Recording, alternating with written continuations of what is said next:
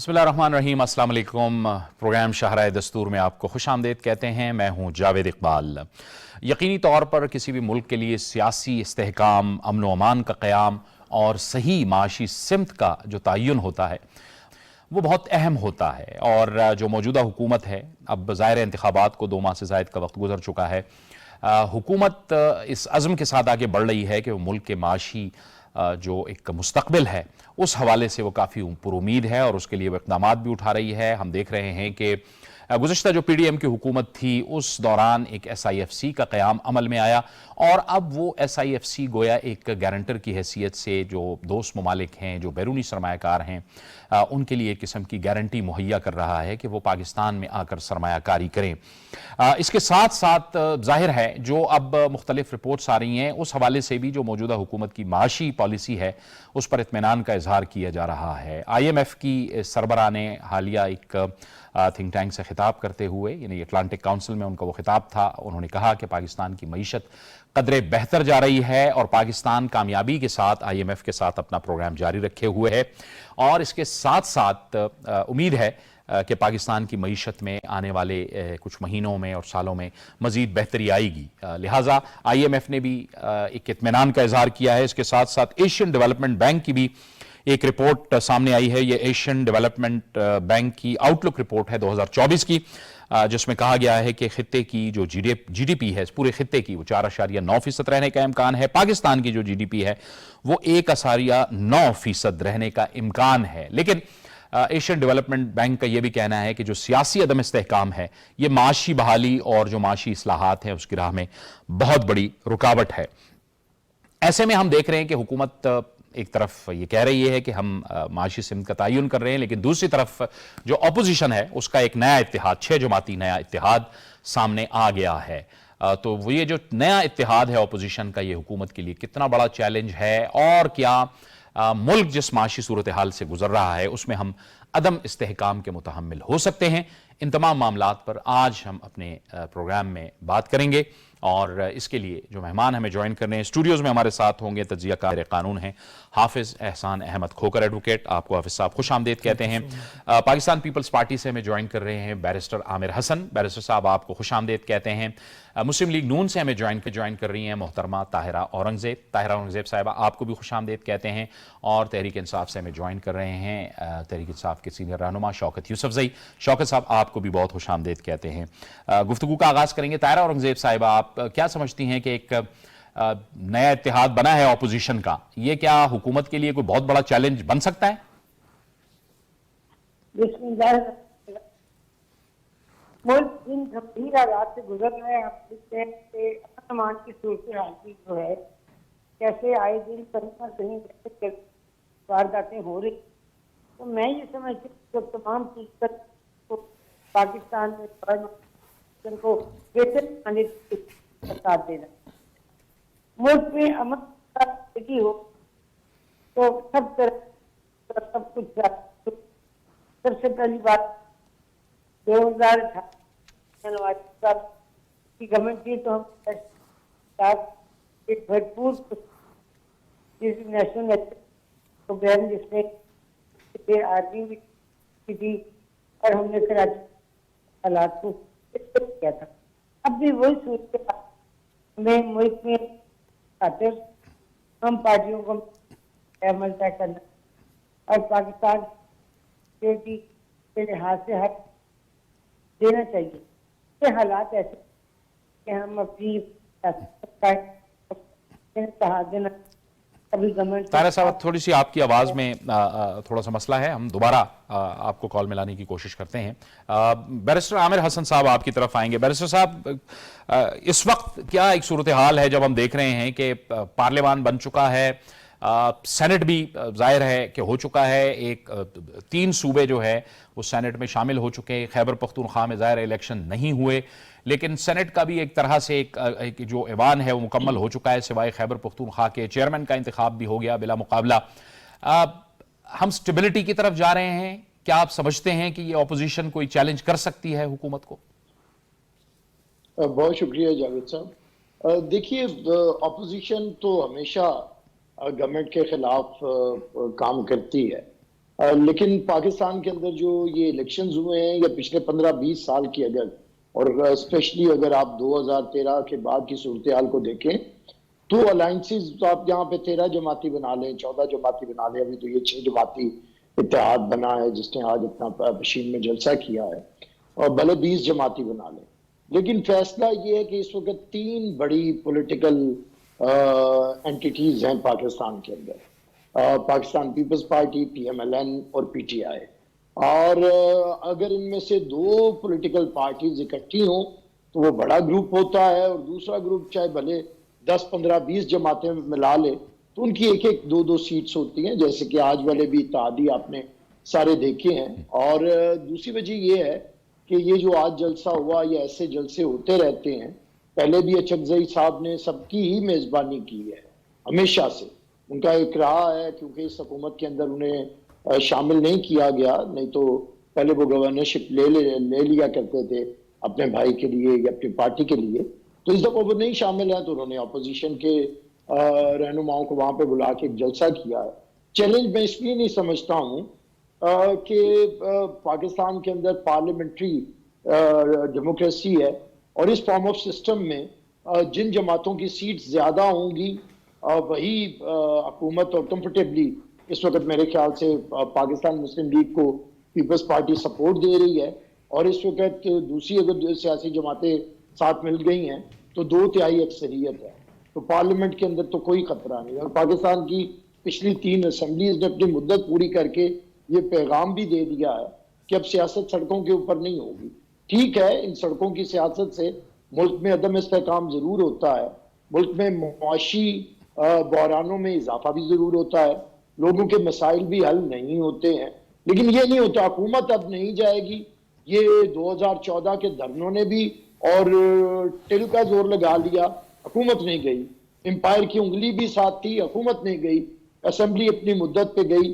یہ جو charter of democracy کے ثمرات آئے ہیں یہ ایک بڑی زبردست چیز ہے، تو اس لیے میں سمجھتا ہوں کہ سڑکوں کی حد تک ایک رہے گا، انسٹیبلٹی جو کریٹ کرنا چاہ رہے ہیں وہ شاید رہے، لیکن حکومت کو کوئی خطرہ میں نہیں سمجھتا۔ پاکستان کی سیاسی حقیقت آج یہ ہے کہ یہ 3 جماعتوں میں سے جو 2 جماعتیں ملیں گی وہی طاقتور ہوں گی، کوئی ایک جماعت بھلے جتنے مرضی لوگ ملا لے وہ سیاسی عدم استحکام پیدا کر سکتی ہے لیکن حکومت ختم نہیں کر سکتی۔ شوکت یوسفزئی صاحب، وہی بات ہے کہ ظاہر ہے آپ کے پاس بھی ایک آپشن تھا کہ آپ پیپلز پارٹی کے ساتھ بھی جا سکتے تھے، لیکن جیسے کہ بیرسٹر صاحب بھی فرما رہے ہیں کہ 2 حکومتیں اگر حکومت میں ہیں، 2 جماعتیں اگر حکومت میں ہیں تو آپ لوگ ظاہر ہے اپوزیشن میں ہیں، اب آپ لوگ پارلیمان کا حصہ بن چکے ہیں، قومی اسمبلی میں جا چکے ہیں، خیبر پختونخوا میں آپ کی حکومت بن چکی ہے، الیکشن ٹریبیونلز میں جا چکے ہیں، نظام کے ساتھ چلیں، آپ کیا چیلنج بنائیں گے حکومت کے لیے؟ اعوذ باللہ من الشیطان الرجیم، بسم اللہ الرحمن الرحیم۔ بہت شکریہ۔ دیکھیے جی، پہلی بات یہ ہے کہ یہ مسئلہ یہ نہیں ہے کہ 2/3 اکثریت ہے وہاں پہ یا 1/3 اکثریت ہے، اصل چیز یہ ہے کہ عوام ہے یا نہیں ہے حکومت کے ساتھ۔ جس طریقے سے مہنگائی کی شرح میں اضافہ ہو رہا ہے یہ کنٹرول سے باہر ہو جائے گا۔ جب عوام خلاف ہوں گے تو حکومت کیسے چلے گی؟ تو جمہوریت کے اندر اگر ہم کہیں کہ جمہوریت میں چلیں گے تو جمہوریت میں کیسے چلیں گے؟ آپ کا جو سابقہ ان کا اپنا جو وزیر خزانہ ہے مفتاح اسماعیل، اس نے کہا ہے کہ جی وہ 1 سال کے اندر، آئندہ 1 سال کے اندر 1 کروڑ لوگ جو ہے وہ مزید جو غربت کی لکیر ہے اس سے نیچے چلے جائیں گے۔ تو یہ صورتحال اگر رہی تو آپ کیا سمجھتے ہیں؟ یہاں تو جو میڈل کلاس ہے وہ ختم ہوتا جا رہا ہے، تو یہ تو بڑی آسانیاں پیدا کر رہی ہیں خود ہی اپوزیشن کے لیے، اور ان کو تو ایک دھکے کی ضرورت ہے۔ یہ کوئی اتنی مستحکم حکومت تو نہیں ہے کہ یہ کہہ رہے ہیں کہ جی پیپلز پارٹی ساتھ دے رہی ہے۔ پیپلز پارٹی تو ساتھ دے رہی ہے، لیکن پیپلز پارٹی ان کے گناہوں میں شریک نہیں ہونا چاہتی ہے، وہ الگ اپنے آپ کو رکھنا چاہتی ہے، حکومت میں وہ شامل نہیں ہو رہی ہے، اور وہ کہتی ہے کہ جی ہم صرف سپورٹ اس لیے کر رہے ہیں کہ جو حکومت چلے۔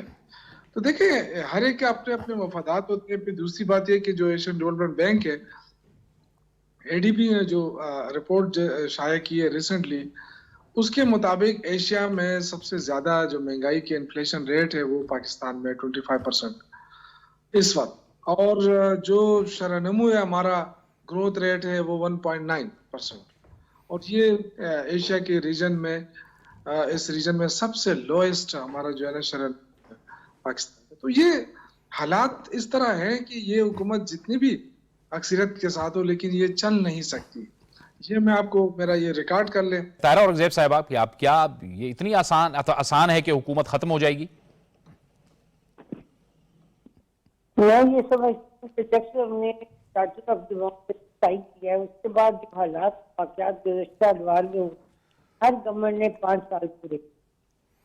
باوجود اس کے کہ انہوں نے گورنمنٹ سے استعفیٰ دیا, ایک صوبائی حکومت سے استعفیٰ دیا جو اس کی نااہلی تھی. انہیں مدت پوری کرنی چاہیے تھی, حالات کا سامنا کرنا چاہیے تھا.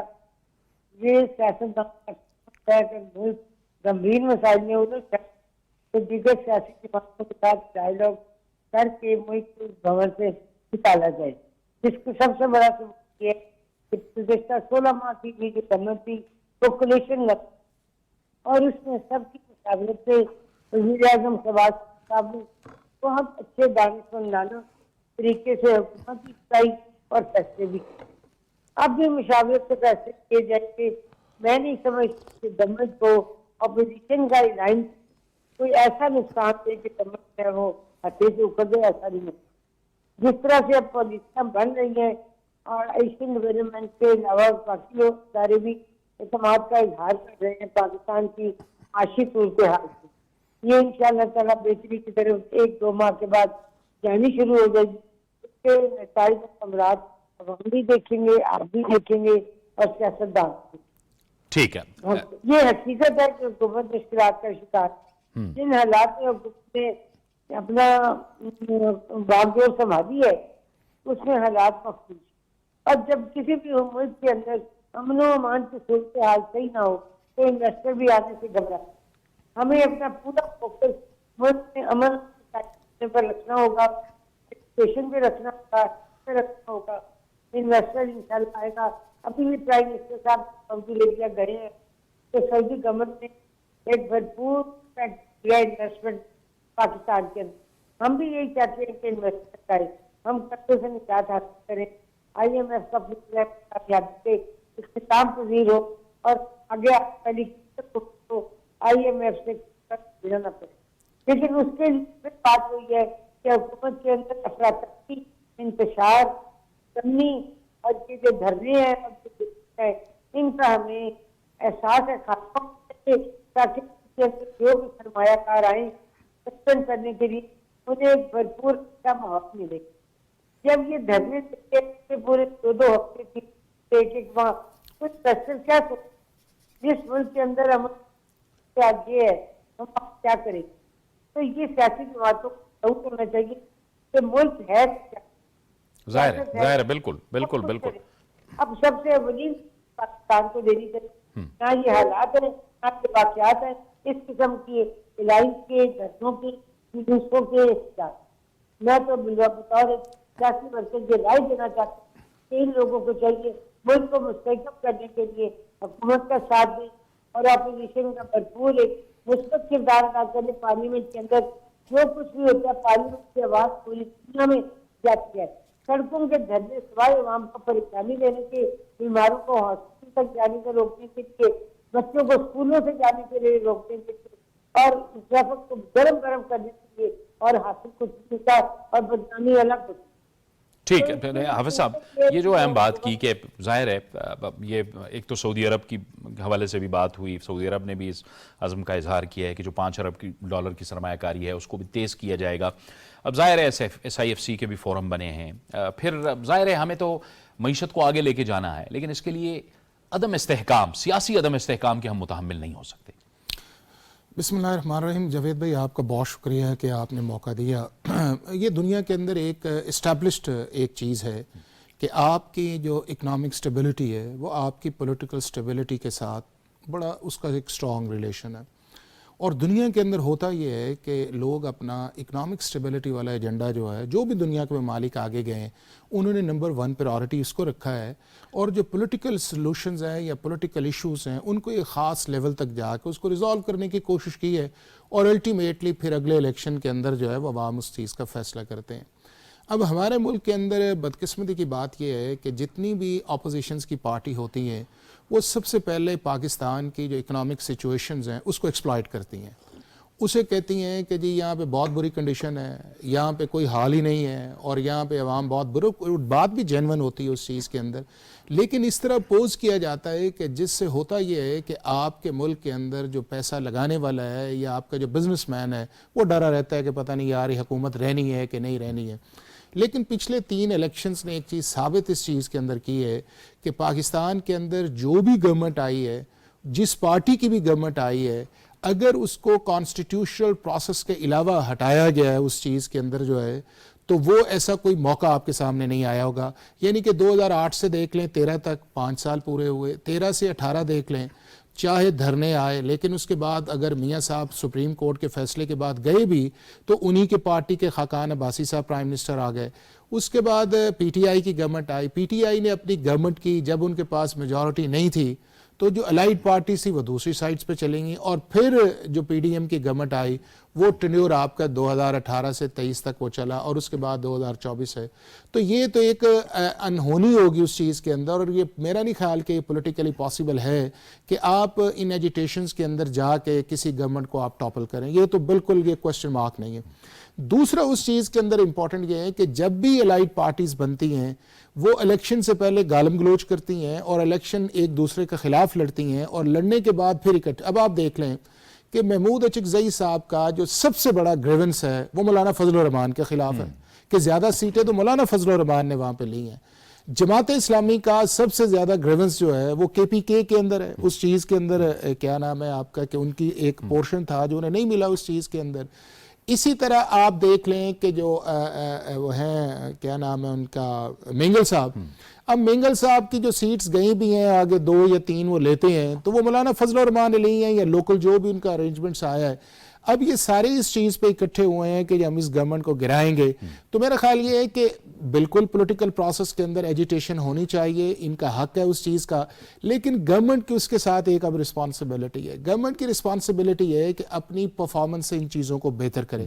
دیکھیں 2 چیزیں بڑی واضح ہیں اس چیز کے اندر کہ کسی صوبے کے اندر اب عدم اعتماد بھی نہیں آئے گی, اور جتنی بھی چاہے گورنمنٹ سے باہر پارٹیز ہیں یعنی کہ ان ٹرمز آف اپوزیشن یا اندر ہیں, وہ ساری کی ساری گورنمنٹ کا حصہ ہیں. مثلا پی ٹی آئی کے پی کے میں ہے, یہ ساری پارٹیز جو ہیں یہ بلوچستان کے اندر ہیں, اس میں مولانا فضل الرحمان ہو سکتا ہے دوبارہ اس کو جوائن کر لیں. اسی طرح پنجاب کا آپ دیکھ لیں, اسی طرح سندھ کے اندر آپ دیکھ, تو کوئی ایسی پولیٹیکل پارٹی نہیں ہے جو اس لیول کی ہو کہ جو اس سارے پروسیس سے باہر. اب گورنمنٹ کا اس کے اندر کام یہ ہے کہ ان کو ڈائیلاگ ہے وہ کہنا چاہیے, لیکن گورنمنٹ کو اب اس سے آگے نکلنا چاہیے. گورنمنٹ کو اب یہ چاہیے کہ اپنی پرفارمنس سے بہتر کرے. پرفارمنس یہ ہے کہ جس طرح آپ نے ایسا ہی دیکھیں, اس ملک کے 4-5 بڑے ایشوز ہیں جس میس میں ہم کھڑے ہوئے ہیں. ایک اس ملک کے اندر انسٹیٹیوشنل جو ڈیسیجن میکنگ پروسیس تھا وہ پچھلے 12-14 سال سے نیب کی وجہ سے ڈائیورسیفائڈ آف گورنمنٹس, پنجاب میں اور ہے, سینٹر میں اور ہے, کے پی میں اور ہے, چیزیں اور نہیں کی جا رہی تھی, وہ آپ کو ایس آئی ایف سی نے وہ پرووائڈ کر دیا, اور جو نیب کا ایک ڈر تھا اس کے اندر بھی کافی لیجسلیشن آ گئی. دوسرا اس ملک کے اندر جو سب سے بڑا یہ ہے, اور اس کو میرا خیال ہے کہ اس کو سیریسلی غور کرنا چاہیے, کہ جب آپ کے ملک کے اندر ایکسپورٹس جو ہیں وہ اس لیول پہ نہیں بڑھتی جس لیول پہ آپ اپنی کرنسی کو ڈیپریشیٹ کرتے ہیں آن سرٹن انٹرنیشنل انسٹیٹیوشن, آپ اس کو بند کریں. آپ دیکھیں نا کہ آج اگر آپ ڈالر ہے, جب میاں صاحب 2013 کے اندر یہ سارا پروسیس کے آئے تھے تو 96-97 کے اندر مینٹین رہا. اب 97 کے اندر آج آپ ڈالر کو رکھ لیں اور 280 دے, تو اس کا مطلب یہ ہے کہ 2/3 مہنگائی تو آپ کی ختم ہو گئی نا. یعنی کہ جو آپ ڈالر کے اندر چیز پے کرتے ہیں اس کے آپ کو روپیز میں پیسے دینے پڑتے ہیں. ایون آپ بجلی جو ہے میں اپنی جو ہے وہ میں ڈالرز میں پے کر رہا ہوں, چونکہ ہمارا پرائس میکانزم جو ہے وہ آپ کا سینٹ پہ ہے. اچھا دوسرا یہ ہے کہ اس ملک کے اندر فورسڈ انفلیشن ہے.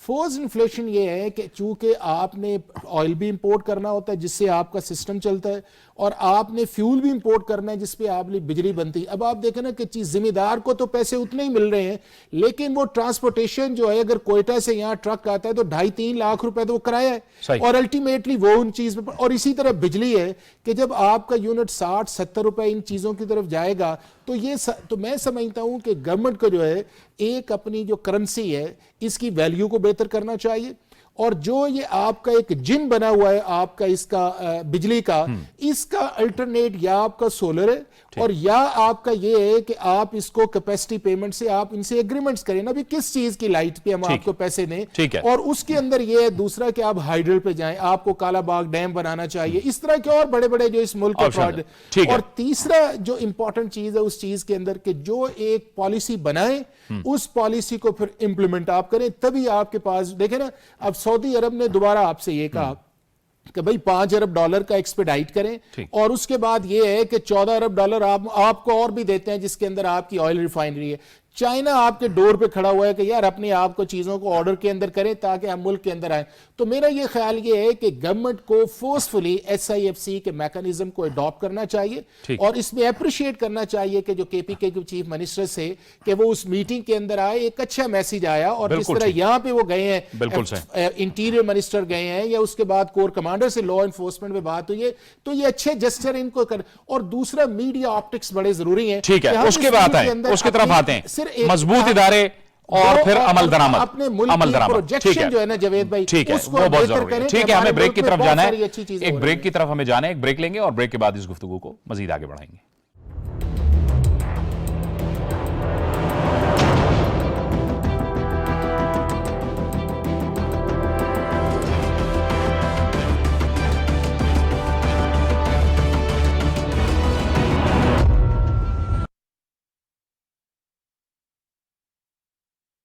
آزادی کا پیغام، پیغام پاکستان. اقبال کے خواب کی تعبیر، پیغام پاکستان. پیغام پاکستان، قائد اعظم کے نظریات اور افکار کا تسلسل. پیغام پاکستان، پاکستانی قوم کی اجتماعی دانش کی متفقہ آواز. پیغام پاکستان ہے پاکستانی قوم کے سنہری اور تابناک مستقبل کی بنیاد. پیغام پاکستان ہے وطن عزیز کے ممتاز رہنما، اسکالرز اور اہل دانش کے متفقہ رہنما دستاویز. آپ دیکھیں گے PTV ہوم پر پیغام پاکستان.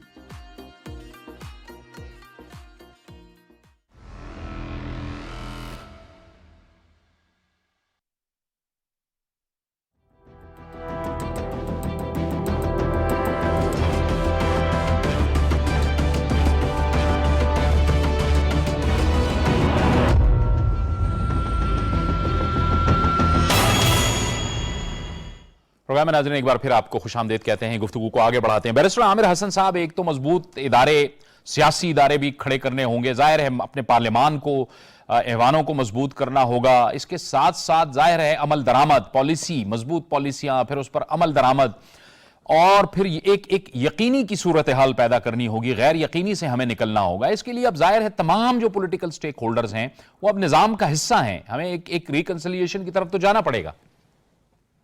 دیکھیں، میں نے پہلے بھی کہا کہ بیساکھ جمہوریت سے بہت سی پازیٹیو جو ڈیولپمنٹس ہیں وہ ملک کے اندر ہوئے ہیں اور ان کے ثمرات بھی آنا شروع ہوئے ہیں.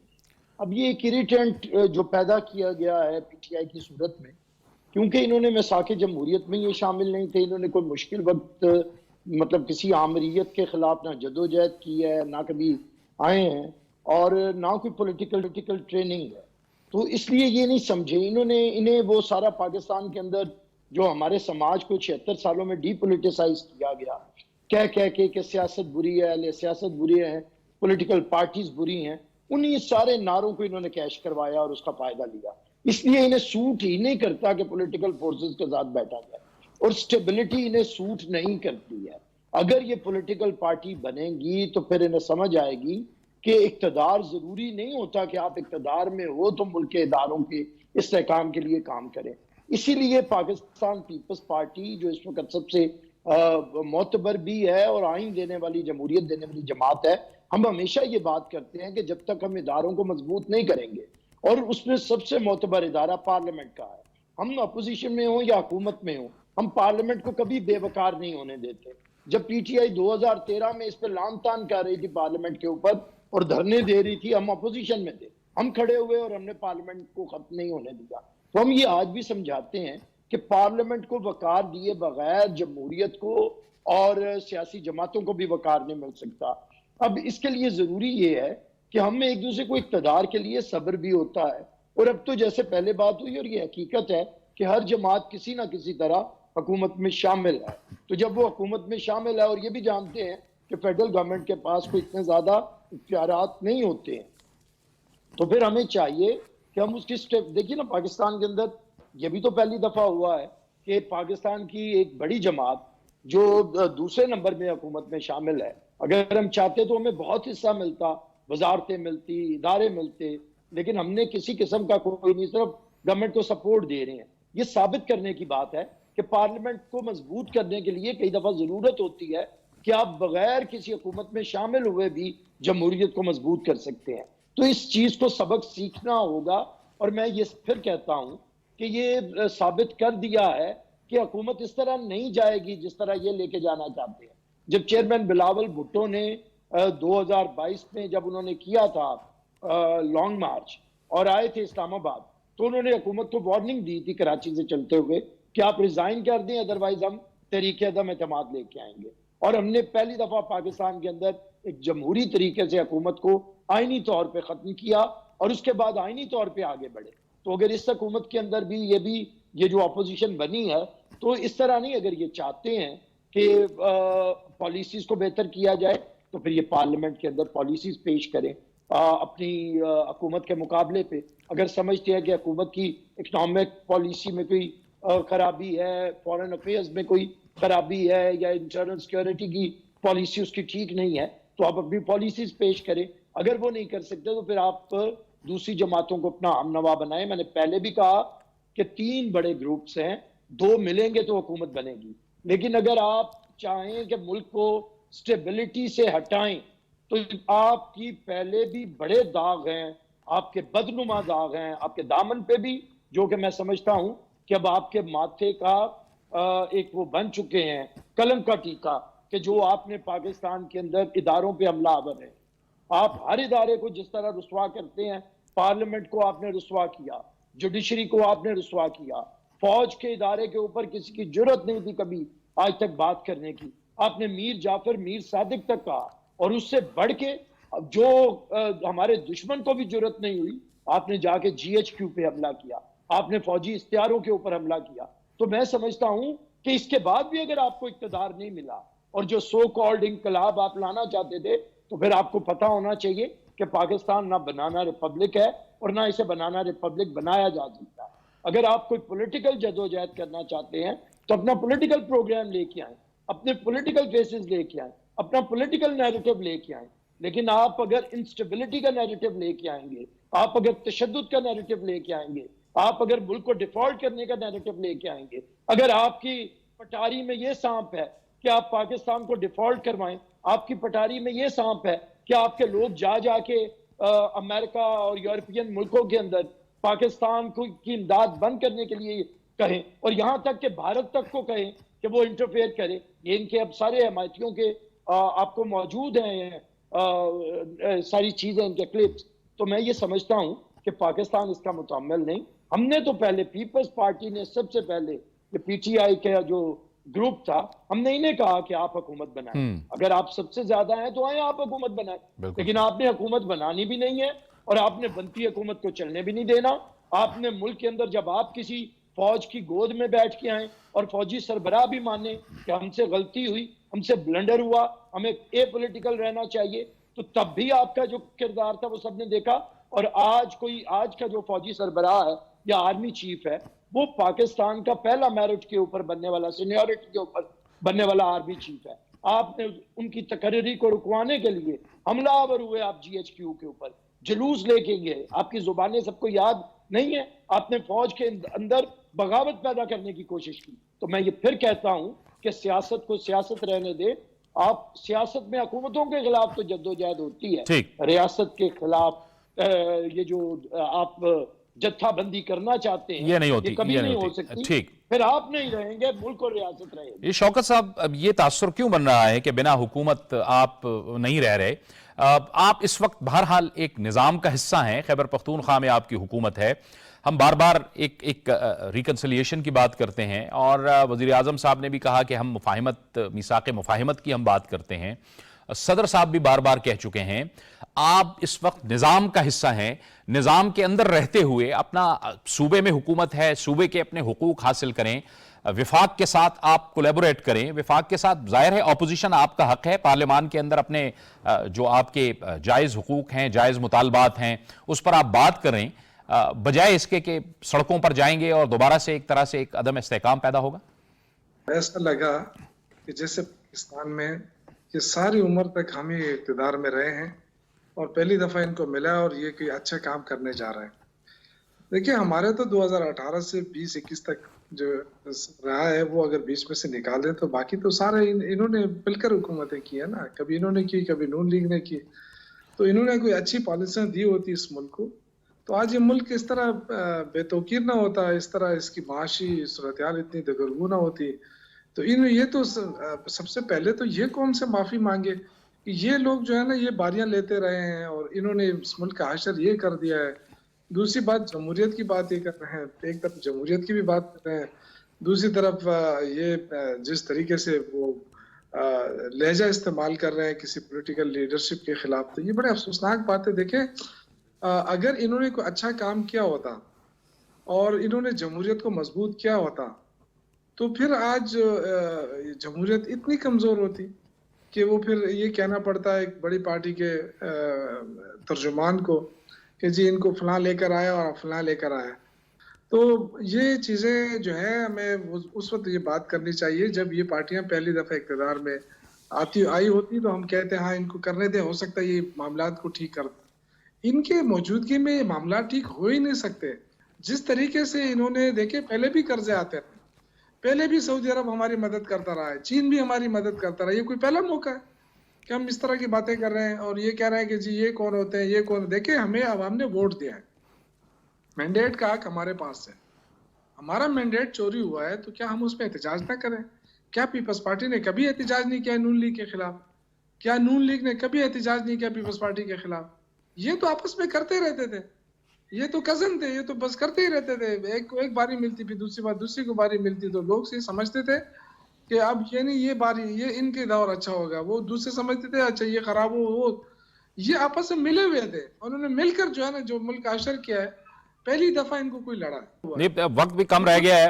اپنا بیرسٹر صاحب بھی کچھ کہنا چاہ رہے ہیں. بیرسٹر صاحب کوئکلی آپ کہیے, پھر طاہرہ اورنگزیب صاحبہ اور حافظ صاحب کی طرف مجھے جانا ہے. میں صرف 2 منٹ لوں گا. میں صرف پہلی بات تو یہ ہے کہ ہم نے کون سی حکومت کی ہے. 15 سال 76 سالوں میں ہمیں 15 سال پیپلز پارٹی کو حکومت ملی ہے مرکزی, اور ان 15 سالوں میں ہم نے ملک کو آئین دیا, ایٹمی پروگرام دیا, ملک کے اندر سب سے زیادہ لوگوں کو روزگار دیا, ملک کے اندر پہلا سیکیورٹی نیٹ پروگرام, بے نظیر انکم سپورٹ پروگرام لے کے آئے. پاکستان کو جتنے بڑے ادارے ہیں وہ پیپلز پارٹی نے دیے. پاکستان کے اندر دوبارہ آئین کو ری رائٹ کیا 18ویں ترمیم کے ذریعے, ملک میں عدلیہ کو رہا کیا, عدلیہ کو آزادی دی. ہم نے پاکستان کے اندر سیاسی جماعتوں کو وقار دیا, ہم نے سیاسی تعامل پیدا کیا. یہ کہاں سے آگے جو کہہ رہے ہیں کہ آپ نے جو کچھ ہوا ہے پاکستان کے اندر جناب وہ ہم نے ہی تو کیا ہے. چلے بیرسٹر صاحب, میں ٹائم کم رہ گیا ہے. باتیں بھول جائیں. ایک آخری بات جب طاہرہ اورنگزیب صاحبہ, طاہرہ اورنگزیب صاحبہ, سیاسی میں آتا ہوں. طاہرہ اورنگزیب صاحبہ لیڈرشپ کے خلاف اچھی زبان استعمال کی ہے اور نہ انہوں نے اداروں کے خلاف اچھی زبان استعمال. جی طاہرہ اورنگزیب صاحبہ, لیکن ہمیں بہرحال ایک کنسلیشن کی طرف تو جانا ہے. اب اپوزیشن کو اپنا کردار ادا کرنا ہوگا, حکومت کی بھی اپنی ذمہ داری ہے کہ وہ اپوزیشن کو بھی ساتھ لے اور آگے چلے, لیکن ظاہر ہے اپوزیشن کو بھی اپنا پھر کردار تو ادا کرنا ہوگا, جو اس کا کردار ہے, جو آئینی اور مثبت کردار. وہ کردار کو پارلیمنٹ کے اندر ادا کرنے چاہیے, نہ کہ سڑکوں پہ, چوکوں پہ, چوراہوں پہ. اور سب سے بڑی بات یہ ہے ہم ان سے ڈائیلاگ کرنے کو بھی تیار ہیں, لیکن یہ کسی کام پہ ٹھہرتے بھی ہیں. ان کا کہیں کسی جگہ پہ کہیں کھڑے ہو کے بات کرنے کا کوئی نظریہ بھی ہے کہ اداروں کے خلاف ہے. یہ پاکستان میں اداروں کا خلاف ہونا میں سمجھتی ہوں سب سے بڑی زیادتی ہے. یہ ادارے ملک اور قوم کے ہیں اور ہمیں ان اداروں کی اپنی جان سے بھی بڑھ کے حفاظت کرنی چاہیے. یہ اداروں کے خلاف جب باتیں کرتے ہیں اور آگ لگاتے ہیں اور ان جمہوری قوتوں کے خلاف دھرنے دیتے ہیں تو یہ میں سمجھتی ہوں یہ سیاست سے نابلد ہے. ہم ان سے ڈائیلاگ کریں گے, حکومت کا کام ہے ڈائیلاگ کرنا, لیکن ان کا کام ہے پارلیمنٹ کے اندر مثبت کردار ادا کرنا. جہاں یہ ہار جاتے ہیں وہاں کرتے ہیں داغی ہو گئی, جہاں جیت جاتے ہیں وہاں الیکشن ٹھیک ہے. پورے کراچی کے سیٹیں جیتے الیکشن میں جب جیتی الیکشن 2018 میں 17 میں تو کراچی سے ایک سیٹ ہارے جو قادر مندوخیل صاحب نے دی, تو انہوں نے کہا جی یہاں دھاندلی ہو گئی ہے. یہ حوصلہ پیدا کرے سیاستدان کا کام ہے, جیتنا بھی ہارنا بھی, اور حوصلہ پیدا کرنا کہ اس ملک کے حالات کو بہتری کی طرف لے جانے کے لیے حکومت کا ساتھ دیں. تمام دیگر سیاسی جماعتیں ملک میں امن امان قائم کرنے کے لیے ہمارا ساتھ دیں, اور پاکستان کے اندر سرمایہ کاری کو فروغ دینے کے لیے, انویسٹر کو لانے کے لیے سازگار ماحول میں ہمارے ساتھ چلیں. حافظ صاحب, لیکن بہرحال جیسے کہ ہم پہلے بھی یہ بات کر رہے تھے کہ یہ پورے سیاسی جماعتیں نظام کا حصہ ہیں, اور پھر ظاہر ہے ہم خیبر پختونخوا کا جو صوبہ ہے وہ دہشت گردی کے خلاف فرنٹ لائن صوبہ بھی رہا. امن و امان کی صورتحال ایک بار پھر واقعات ہونے لگے, پڑوسی ملک افغانستان سے دراندازی بھی ہو رہی ہے. بہت ذمہ داری کا مظاہرہ کرنا ہے خیبر پختونخوا کی حکومت کو بھی, اور وفاق کے ساتھ مل کر چلنا ہے. جیسے کہ پہلے بھی کمیونیکیشن بھی ہوئی, ان کی حکومت کی بھی ہوئی, عسکری قیادت کے ساتھ بھی ہوئی, اس کے ساتھ ساتھ لیکن ہم دیکھ رہے ہیں کہ وزیر داخلہ بھی گئے خیبر پختونخوا کے اندر.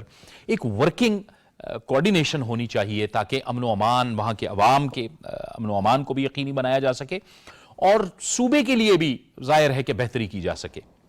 جاوید, اگر آپ جو پولیٹیکل سٹیٹمنٹس ہے اس کو آپ ذرا ہٹ کے دیکھیں تو میں یہ سمجھتا ہوں کہ جو ورکنگ ریلیشن شپ ہونا چاہیے, اور ورکنگ ریلیشن شپ ریفلیکٹ کرتا ہے آپ کے انسٹیٹیوشنز پہ پارٹیسپیشن کے اندر. اگر ایس آئی ایف سی کی میٹنگ ہوتی ہے تو چیف منسٹر آتے ہیں, اس کا مطلب یہ ہے کہ وہ بلیو کرتے ہیں کہ ہمیں سینٹر کے ساتھ یا ان معاملات کے اندر ہمیں ساتھ چلنا چاہیے, اور سینٹر بلیو کرتا یہ ہے کہ ہمیں ان کو لے کے آگے چلنا چاہیے, چونکہ یہ ملک بھی ہمارا ہے اور صوبہ بھی ہمارا ہے.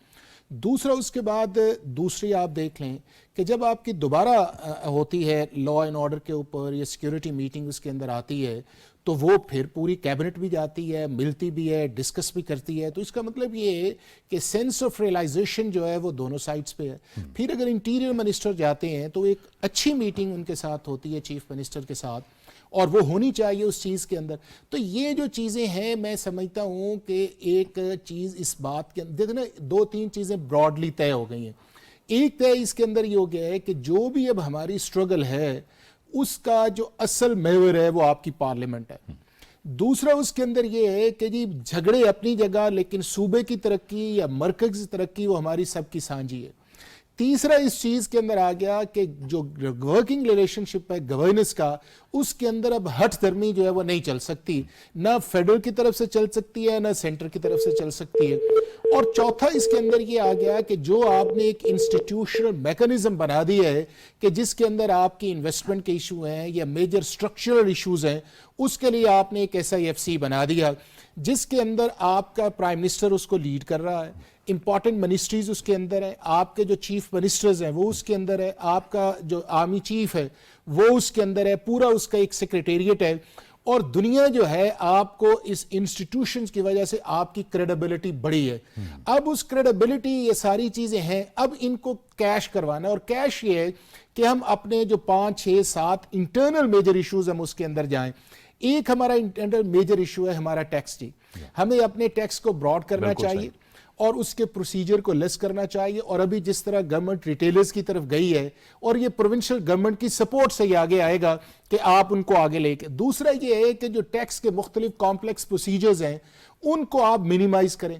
آپ کا جو این او سی والا معاملہ ہے جس کے اندر کو 50 کے قریب آپ کو این او سیز لینے پڑتے ہیں کاروبار سے, اس کو آپ یو اے ای کی طرح یا چائنا کی طرح اس کو سینٹرلائز کر کے ایک ہی آپ کی ونڈو جو اس کے اندر جا کام کرے. پھر آپ کو اپنا جو ہے این ایف سی ایوارڈ جو ہے اس کو بھی اب ریکنسیڈر کرنے کی ضرورت ہے کہ آپ جو میجر چنک ہے وہ سارے کا سارا یا آپ کی ڈیٹ میں نکل جاتا ہے یا اس کے بعد آپ کا چلا جاتا ہے پروونسز کی ڈسٹریبیوشن کے اندر. تو اس کو بھی دیکھنا چاہیے کہ کیا فیڈرل گورنمنٹ کے پاس ایسا پیسہ ہے کہ وہ ان پی ایس ٹی پی کے پروجیکٹس کے اوپر یا بڑے بڑے جو پروجیکٹس کے ان کے اوپر جائے, چونکہ فیڈرل گورنمنٹ تو پورے پاکستان کی ہے نا, مطلب ایک صوبے کا پیسہ دوسرے میں نہیں لگ سکتا لیکن فیڈرل گورنمنٹ کا لگ سکتا ہے. جی اسی طرح ہمارا جو سروسز ٹیکس ہے اس کی براڈ بیس کرنی چاہیے, اور اس کے اندر سندھ نے بڑا اچھا پرفارم کیا ہے, پنجاب اچھا کر رہا ہے, کے پی نے بھی اس میں بڑا امپروو, اس کو اور بڑھانا چاہیے تاکہ آپ کی نیٹ جو بیس ہے وہ ابھی ہماری اڑی ہوئی ہے 9.6 کے اوپر. اگر آپ اس کو 16-17% پہ آپ لیں تو آپ آئی ایم ایف کا تو لون کی ضرورت نہیں. پھر آپ کا میجر چنک جو ہے وہ 1 کروڑ سے زیادہ اوورسیز پاکستانی ہے, اس کو آپ کس طرح اٹریکٹ کرتے ہیں کہ وہ پاکستان کے اندر آئے, ان کی بزنس فیسیلیٹیشن ہو. اب دیکھیں نا کہ اس رمضان کے اندر آپ کو 3 ارب ریمیٹنسز آئے ڈالرز ہی, بالکل صحیح, اور آپ کا 3 ارب ہی IMF کا تھا. تو اس کا مطلب یہ ہے کہ ہماری اس اوورسیز جو لوگ ہیں ان کے اندر جان, پھر جب وقت بھی ختم ہو رہا ہے, میں کہہ رہا ہوں کہ مختصر کر دیں. یہ ہے کہ ہم اپنے آؤٹ ڈیٹڈ جو ہے گورننس کا نظام, پولیس کا نظام, عدالتی نظام ہے, اصلاحات پہ کام کریں, اصلاحات پہ کام کریں, جو روڈیمنٹری چینجز ہیں اس کی طرف جائیں, اور فائنلی اپنے میڈیا آپٹکس کو ذرا پازیٹیو. ٹھیک ہے, بہت بہت شکریہ حافظ احسان احمد کھوکر, ایڈوکیٹ صاحب, بیرسٹر عامر حسن صاحب, شوکت یوسف زئی صاحب, طاہرہ اورنگزیب صاحبہ, آپ کا بھی بہت بہت شکریہ, آپ ہمارے ساتھ اس گفتگو میں شامل رہے. ظاہر ہے حکومت کے سامنے بہت سے چیلنجز ہیں, معاشی چیلنج اس میں سب سے بڑا ہے امن و امان کے حوالے سے بھی, لیکن حکومت پرعزم نظر آتی ہے کہ وہ ان چیلنجز سے ہر صورت میں آزما ہوگی. یہ تھا ہمارا آج کا پروگرام. جاوید اقبال کو اجازت دیجیے, اللہ حافظ.